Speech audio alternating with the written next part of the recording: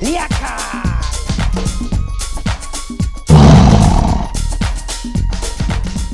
And welcome to Betway Beat, brought to you by Soccerbeat, and it's your host, Peter du Toit. And again, on all these shows, I don't have to introduce the guests. It's the one and only Roger Dessart. Roger, how are you, my buddy? Very well, Peter. Great to be with you. Yeah, it's been a while. Last time I saw you just Yeah. before you went on holiday, but yeah, good to see you again. Yeah, I'm back. You back. Roger, let's talk about what's going on right now. You've been a coach yourself, so you're probably the best equipped to talk about the coaches of the big three. And let's talk about a fellow countryman of yours. Your roots are in Portugal. Miguel Cardoso, new coach at Mamelodi Sundowns. My contacts in Portugal tell me, and I don't mean this in a disrespectful way, if you look at his CV, it echoes that he's a bit of a journeyman. First bit of success he had recently in Africa. But Sundowns don't need a journeyman coach, or am I doing him a disservice?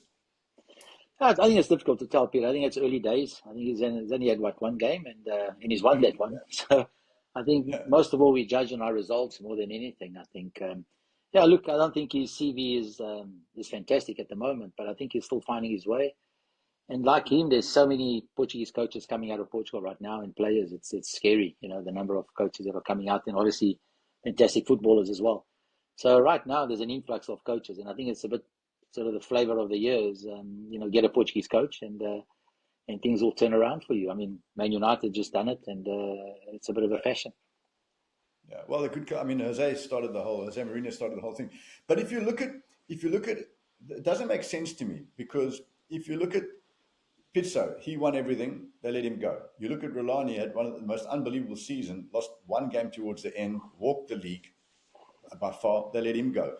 You got Mangope, who's won the league. They've been there all the time, knows the game inside, knows the club inside out, top of the log, still in CAF. They let him go. And then they bring in, they've had the big names like the Nieskins and the Stoichkovs before that.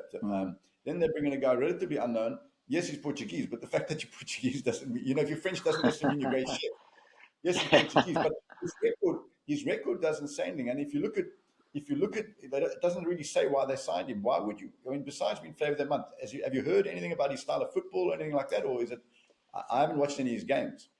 No, look, I haven't heard too much about him, to be honest. I know that he was at Rio Ave where he started, and I think from then on he's moved sort of around those countries, around the lesser countries in Europe, and then ended up in Africa, in Morocco, and now of course he's come down to, not Morocco, is it Tunisia? I don't know where he was, but Esperance was his last club, yeah. And then obviously he's arrived here in South Africa at Sundowns. I mean, I think to a lot of us it was a bit of a surprise, but you start hearing the murmurs, and I think there was a little bit of a change room sort of scenario, and I think they had lost the change room. I think with obviously Mokoena leaving, and now Magoba there. I think there was a couple of issues going around there, and I think the squad was maybe too big to handle. And you always when you want to make a change, you change the coach. That's always the easiest change to make. So that's what they do. So I would imagine that there was a lot more than just a coach change. I think having spoken to a couple of the coaches that have left as well, I mean, they kind of got the feeling that they knew it was going to happen, since the cup final. So it was on the cards. I think they saw Pirates catching up a bit. It wasn't as good as it was last year. Maybe a little bit of panic setting in management, and I think they pushed the button a bit too soon. But who knows? They've got to win this weekend, and it might be the right remedy. You never know. Well, it's a bit of a poison chalice, but I mean, we know for a fact they were interviewing Benny not so long ago. So it's very difficult for a coach, I would imagine. I mean, you can imagine you sitting there and it's completely clear that they've interviewed another coach. And the players there are going to go, okay, they're interviewing, this guy's not going to be along. It creates a very difficult situation for Mangobe, I think. But let's move on. Let's talk about Kaizer Chiefs. I mean, you played at Sundowns, you coached at Pirates, we'll come to them as well. Kaizer Chiefs, Nabi, he was like a breath of fresh air when he first came in. Results were fantastic. Serena playing very, very well. And they've been in an incredible slump. Why do you think? I mean, it's a difficult scenario because they've been poor in recent seasons. But they started so well. Yeah, Peter, to be honest with you, I've always felt Chiefs wasn't a coaching issue. I always felt Chiefs was a playing staff issue. I think I think for the last 4 or 5 years, they haven't signed anywhere near what Chiefs used to sign. I think the cream Yeah, of South Africa would end up at Chiefs. I mean, I remember losing players to Chiefs all the time, when I was at Wits and at Ajax. And it was always players wanted to join Chiefs. And Chiefs were phenomenal at the time. And I think they've lost that glamour a little bit. I think, they haven't really signed your best players. yeah, I remember playing a Chiefs team with Steve Compella, Neil Tovey, Lucas Radebe, Gardner Siale, Shoes Michel, Ace Kuze. It was just superstars, from one end to the other, and now yeah. it hasn't been that way. I think they've got sort of a lot of journeymen get signed up by Chiefs now, a lot of free players. I know there was a joke going around, yeah, they sign players that are on a free and this and that.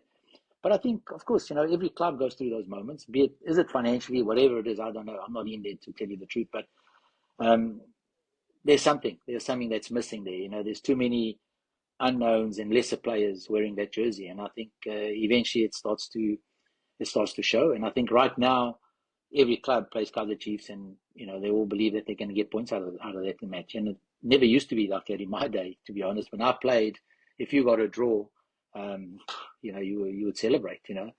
Now I think the clubs are happy to draw Chiefs in cup competitions and things like that, and it's going to change. I think South African football needs a strong Kaizer Chiefs. I think it's important that they are there competing and producing players too.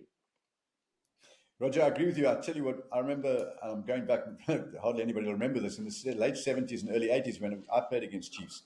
And when you had players like Malomboli Chaba, Asen Selengu, Teenage Dada, Shaka and Golbo, let me tell you something. You ended up almost watching the game while you were playing because seriously, the ability on Well, the ball was unbelievable. I'll tell you, I think one of the first times I played Chiefs, I was playing for Quickot Benoni. I was a schoolboy.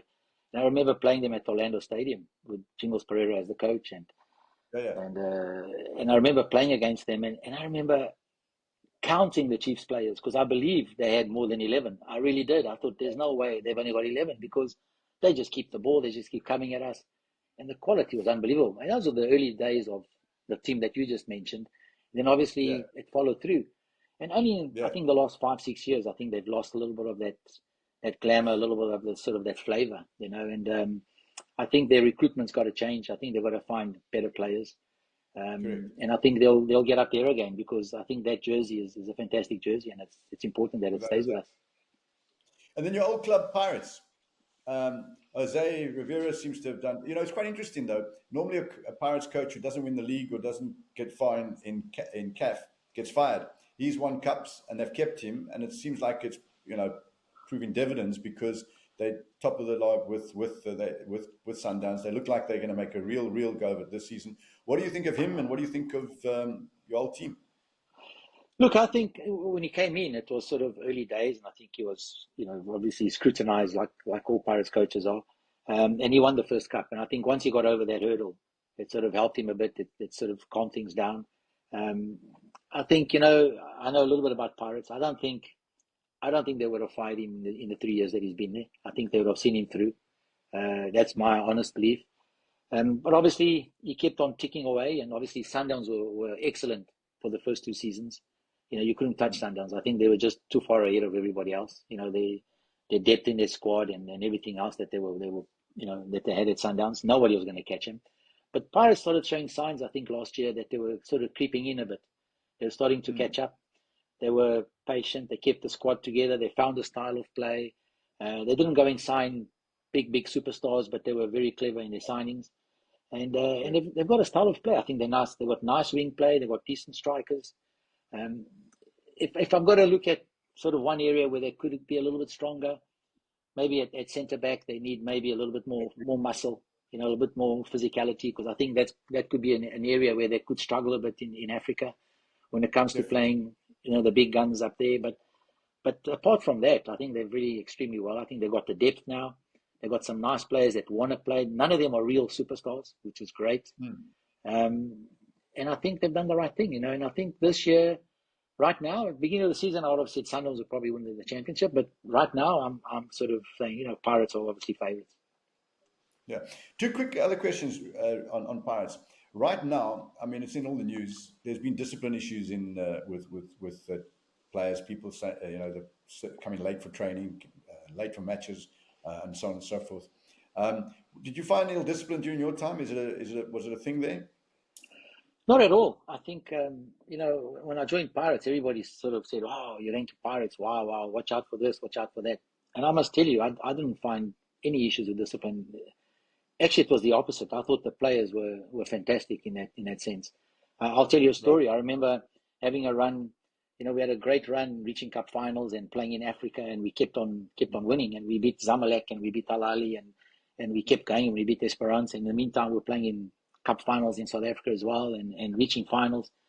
And our schedule was hectic. We were traveling to Egypt or Tunisia every weekend and playing midweek in South Africa. And I remember arriving back the one time from I think it was one of our trips to Egypt. And the players called me over and they said, "Coach," I said, "What?" They said, "Look, we don't want to go home." I said, "What do you mean you don't want to go home? Can we not just stay in a hotel and keep us there until we finish all these games?" And I said, "Not a problem." And the players actually, and we're talking about guys like Kandile Jali and Happy Jelly, and they weren't that mature yet. I think they were sort of up and coming younger players, and they were keen to just, let's all get locked up, let's get into the hotel, let's get ready for the games, and it was at their request. It wasn't even a management request or a coach's request. And so totally opposite. The guys were always ready to train, always ready to travel.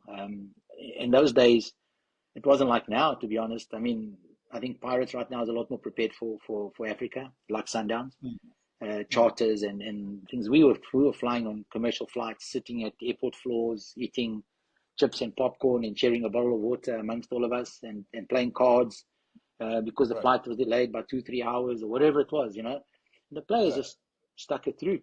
And I never had one moment with those players. I think they were always fantastic.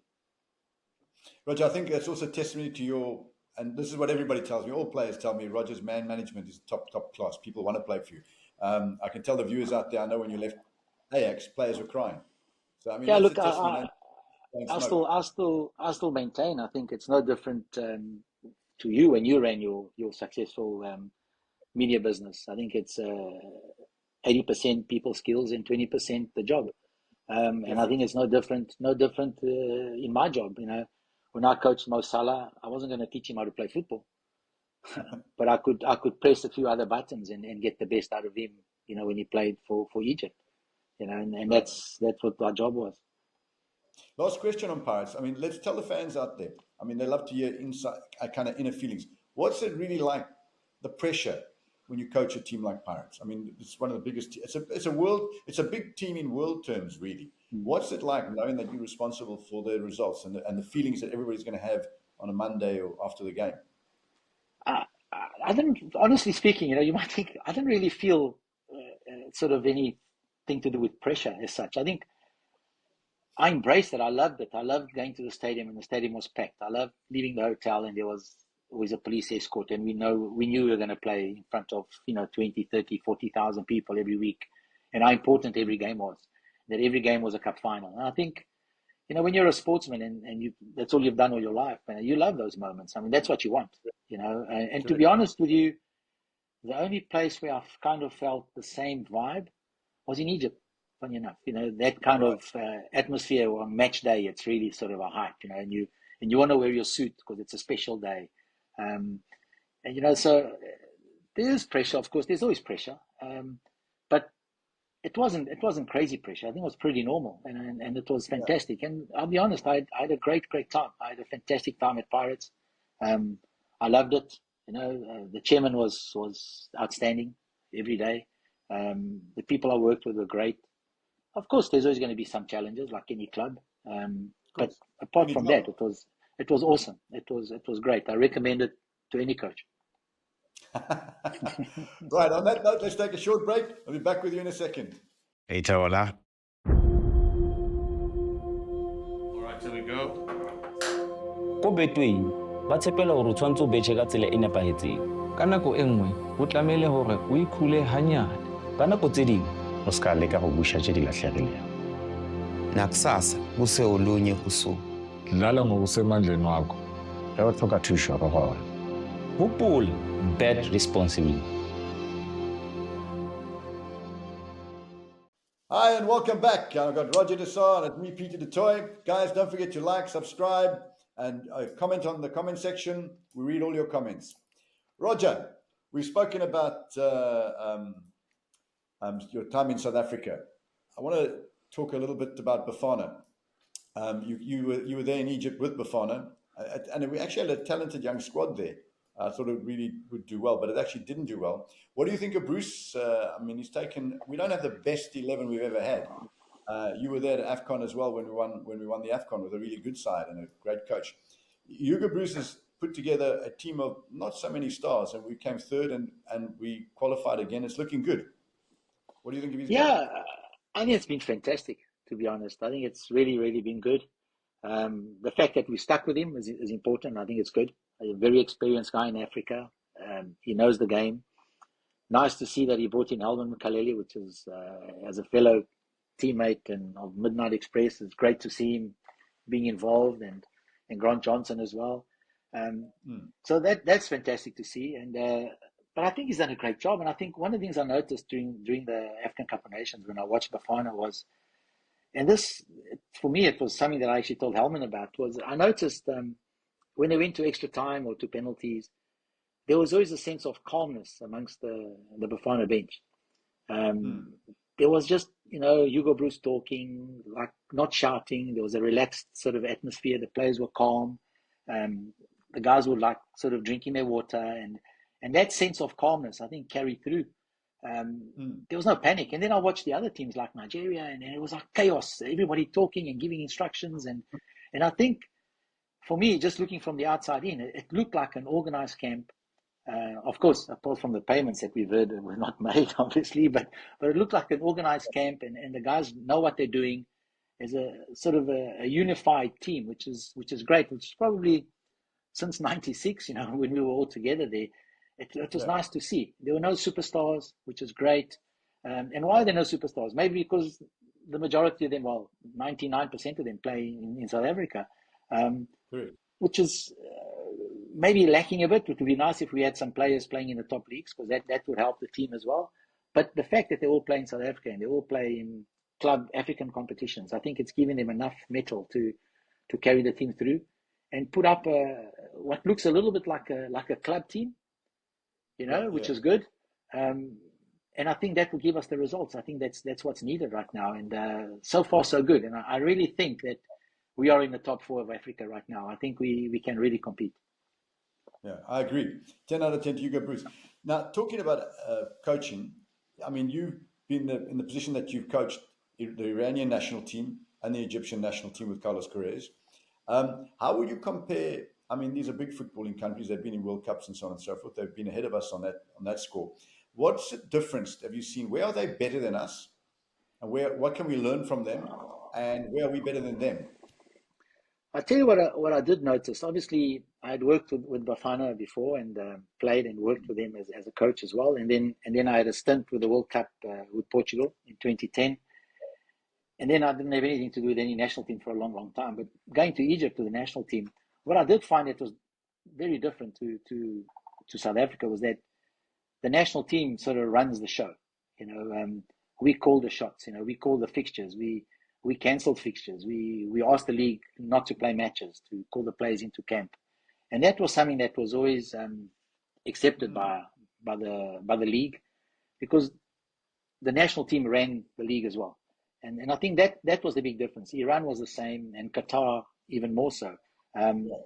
So you could, we would arrive and say, right, let's look at the fixtures, and we'd say, no, these games are too close to the national team match. We've got to cancel that game, cancel this whole block of fixtures, because we need to prepare the team properly. And that was always sort of the national team came first, And I think in South Africa, obviously, the clubs in the league sort of, or maybe prioritize or kind of run the show more because of financially they're a lot stronger. And I think that's the one big difference, that the national coach is the national coach, and we would visit every day I worked. Every day I had to visit a club. I had to attend the training sessions, of every club and watch the players that are in the national team training every day. Every day we got a report of what the players are doing at their clubs. How much do they run? How much do they train? What was their weight on that day? So we monitored the national team players on a daily basis, as if you're a club, and obviously our players are 50, 60 players that you got in your pool that you got to watch, because that's your pool of players that you're going to call for. And that included Mo Salah and Nani and all the players that were playing in other leagues in Europe. It made no difference. We got the info from all the clubs, and of course we returned the info when they came to the national team. We obviously repaid that to their clubs, telling them this is what they did all the time. They were, there's the heart rate, there's the training they did every day. This is how many hours they slept, and this is what we did with them. So there was that respect always both ways. And that was, I think, the big difference that I noticed, that national team coach is the national team, Yeah. And it takes priority, which unfortunately the relationship between the PSL and SAFA is not so good yet. I've got to ask you another question. Salah, Ronaldo. I mean, you've been involved with two of the best players the world's ever seen. I think Salah's been unfairly underrated in terms of, he's not too far. I don't think he's too far behind the likes of Ronaldo and Messi. I mean, obviously they're the greatest ever. But what is it like working with these two superstars? What can you tell the guys out there, something that they don't know about the players? Well, Ronaldo, a special athlete, Peter, just a super athlete. I mean, unbelievable. You tell him to do 168 sit-ups, he does 168 sit-ups. You ask him to run 92 meters and 50 centimeters, he'll run 92 meters and 50 centimeters. He's one of these guys. He's almost like such a perfectionist on everything he does. I coached him. He was a lot younger. He wasn't as mature as he is now, and he was a young captain at the time. And obviously, at the time, he had some flaws as a captain. He was still learning the trade, but still, you could tell that he was going to be one of the greats. And his hunger and ambition is unbelievable. There's nothing about Ronaldo. If Ronaldo played tennis, I think you'd be in the top 10 in the world. If you played basketball, you'd be in the NBA. He's that type of sportsman. He's that type of athlete. I took him apart on the table tennis table a few times, and he hated me for it, and he kept calling me back for a rematch. Yeah, but and I waited to win, and then that's it. I never played him again, so you never I went out as a winner. But a special player. And then Salah, very different. Salah's very, very humble, totally different to Ronaldo. Ronaldo, as you know, he likes the glamour, he likes the marketing, and Salah is just the total opposite. He's just very shy guy, and he does the business. He trains extremely hard. People don't know he trains every morning at Liverpool, and every afternoon he trains privately at home. He has a private coach coming in, giving him skill drills. People just think it's just normal that they play like that. No, it's hard work.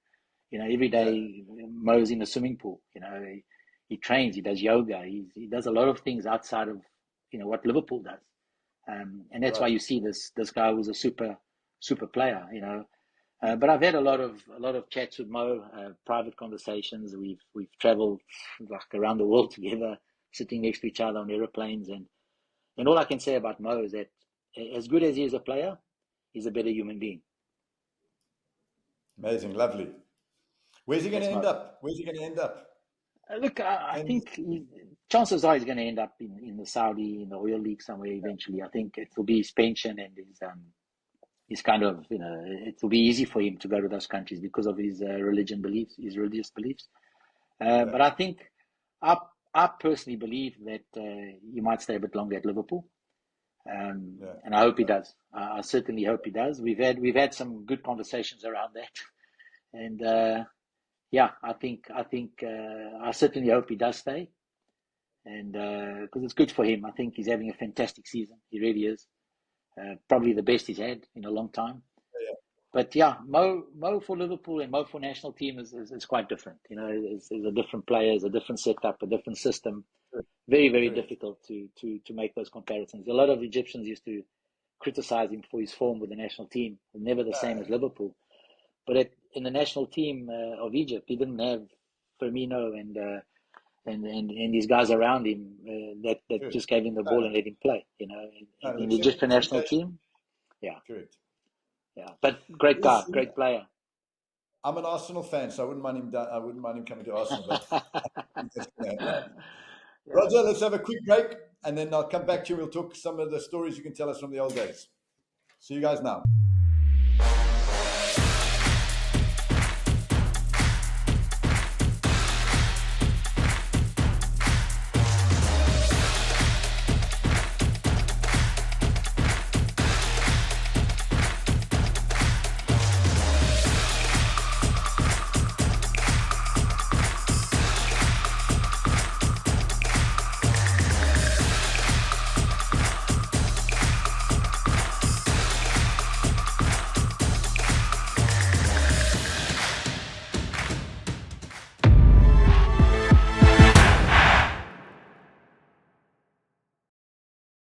Welcome back. Roger de Saar, Peter du Toit, Betway Beat, brought to you by Soccerbeat. And again, guys, don't forget to like, subscribe, and follow us on our social media channels. And please comment.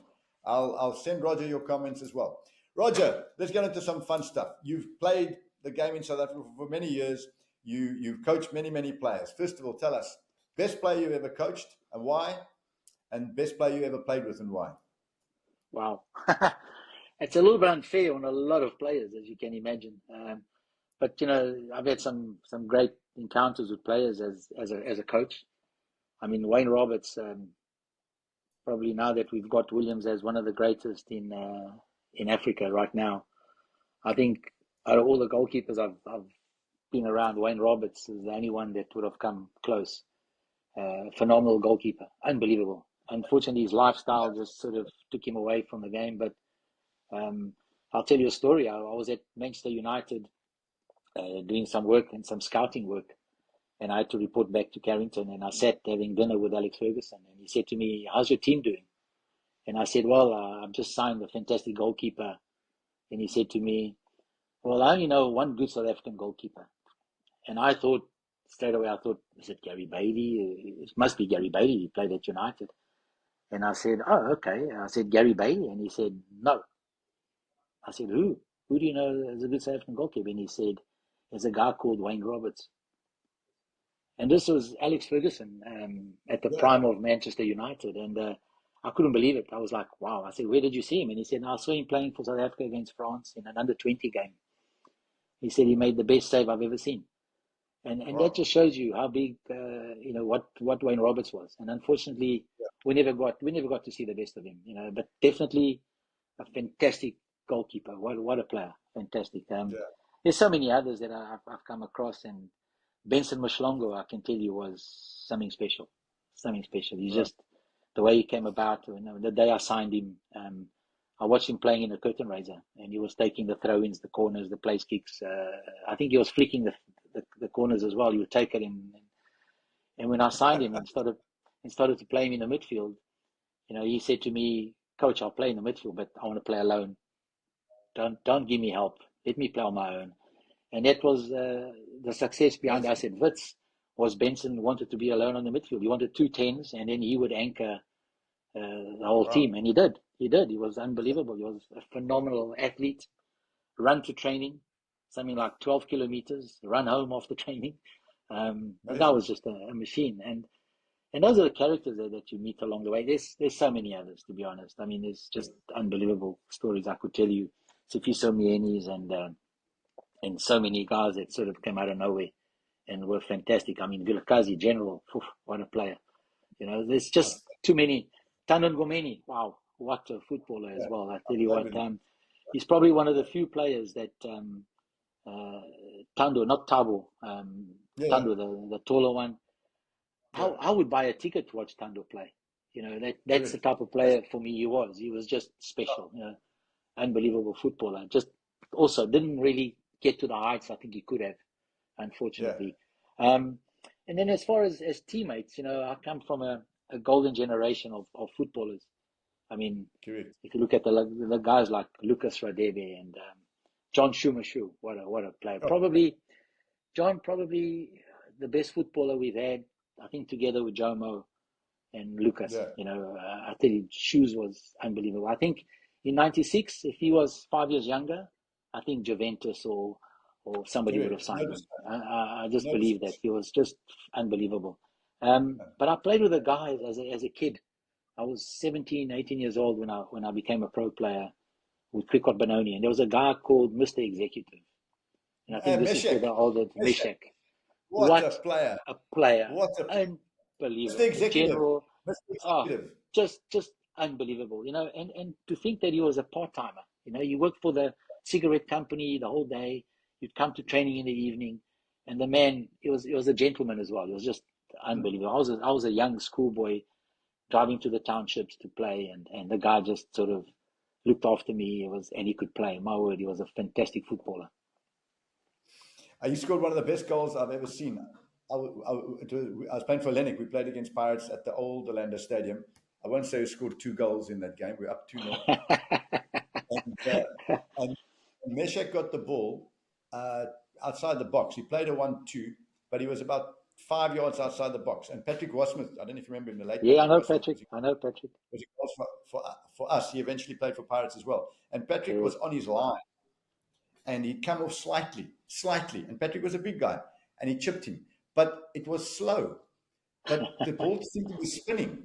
And we were watching this thing. And Patrick went and he hung. But the ball seemed to, like, with magic, just evade him. And it dropped him. And Meshach was just standing like this. And he just shrugged his shoulders and turned around. No, he was what I remember about him, he always had an extra second. He just had extra time on the ball. He had 2 feet. He could pass the ball. He controlled the game. And a special player. I mean, that was just, and he was a super guy. I think he was a great character as well. He comes to mind, of course. Ace, and Jomo, and there's Teenage, and there's so many others that we still played with. But that guy, as a young kid, to be on the field with him, he was special. Then give us quickly the naughtiest player you coached. You won't mind. Oh, there's so many naughty players. I mean, I played with a guy called Andrew Ramsden at Swallows. Oh, the guy was just unbelievable. What he got up to. Rowan Melgu from Wits. I think that Wits generation were definitely the naughtiest guys by far. But Andrew Ramsden, I mean, he was the thirsty guy. And one day we met up at a nightclub on the first floor, and I said to him, Andrew, did you find parking? He said, no. I said, so where did you park? I said, I parked inside Woolworths. I said, you got to be joking. And he said, I did. And next thing I saw the lights outside and the police lights, and he did. He drove his car through the window of Woolworths, and he parked his car in Woolworths, and he just came upstairs to the club. Through the window? And he had no issues with that. He had, I couldn't find parking. I had to park somewhere, and I wasn't going to miss the party, so I parked in the Woolworths. Right. And like him, I mean, there were some crazy stories that we used to get up to in the good old days where, that's what you miss about the game, isn't it? Somebody asked me the other day, said, do you miss playing? I said, I don't miss playing. I miss the change room. Correct. I miss my mates in the change room. I miss the stories and all the banter that went around. I mean, that's what I miss about the game. Correct. Roger, different class. We'll end it there. I think we're definitely getting you in for a part 2, part 3. And this is just about players you coached and players you played against. Because I know some stories, and I'm going to have to mention them to force them out of you. But Roger, thanks. You're a star. I loved it. I'm sure the guys out there. Guys, send your comments in and questions to Robert. We'll do to Roger. We'll do a part 2. Cheers. Cheers, guys. Ciao. Cheers, guys. Yaka!